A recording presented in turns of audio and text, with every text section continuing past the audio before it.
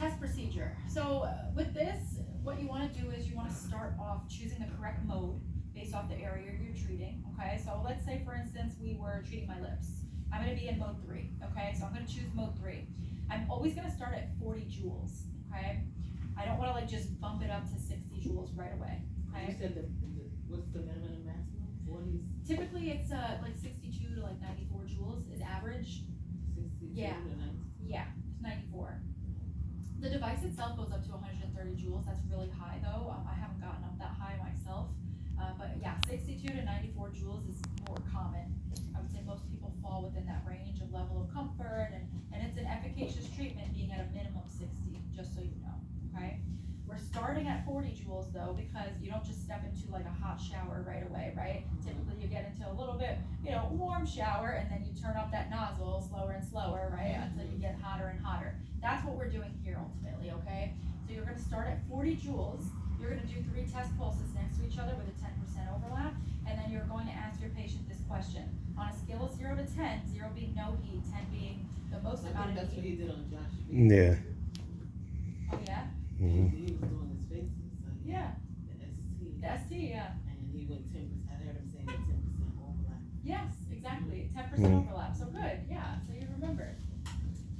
So yeah.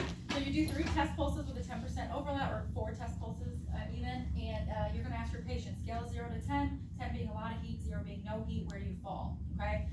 They're probably going to tell you they feel like a 1 or something, if that, at 40 joules. That's very low. So what you're going to do now is, as a provider, you're going to increase the joules by 10. So now you're at 50 joules.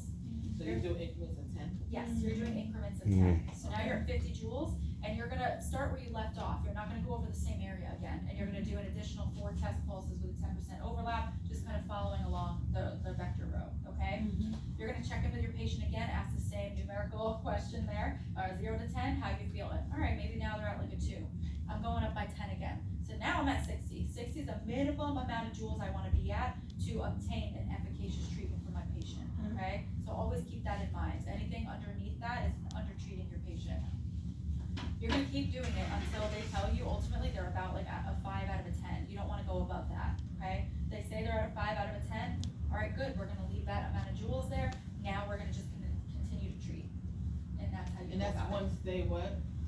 What are you looking for them to say this is the spot? Yes, they're going to tell you. So as a provider, we're also looking for objective findings too. So if somebody's got a little bit of erythema, a little bit of swelling, I know that the device is doing its job.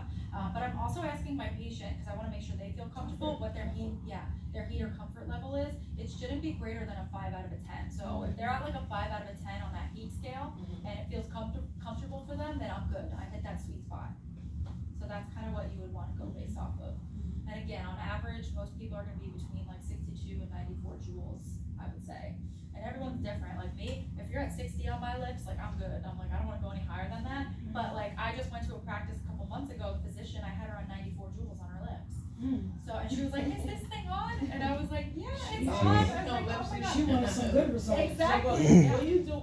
That's for plumping? Yes, yeah, it's for collagen building and plumping. You do get some instant gratification with it too, which is really cool. Yeah, yeah. I know. When did it cross the lips? So how you just there like this and yeah, exactly. Would you do it on top of the lips or under the lips? Great question. So you're gonna do both. You can do the perioral lines around, and you can also do on the lip too. Okay. Yeah.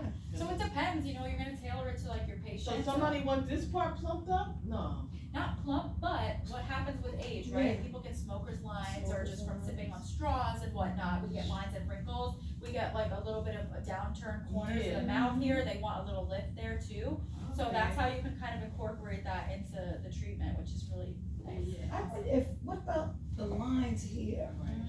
Yep, your nasolabial. That's what he's saying. Josh B had it right here. Yeah. And so that's what Cliff did to try to do this for him. Yeah. Yep. You notice like a pretty cool change initially with and that too. Yeah.